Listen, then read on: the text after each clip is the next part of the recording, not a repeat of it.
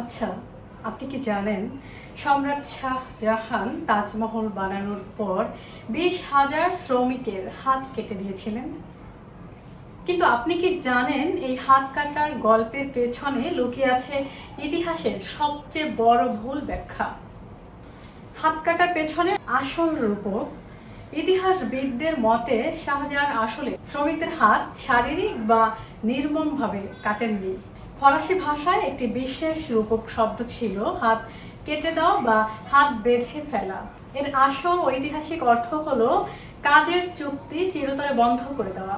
সম্রাট শাহজাহান শ্রমিকদের সাথে এই চুক্তি করেছিলেন যে তারা তাজমহল বানানোর পর আর কোনো কাজ করতে পারবেন না, জীবনেও আর কখনো অন্য কারোর জন্য এমন কোনো স্থাপত্য তৈরি না করেন, এমন একটি চুক্তি করা হয়েছিল তাদের সাথে।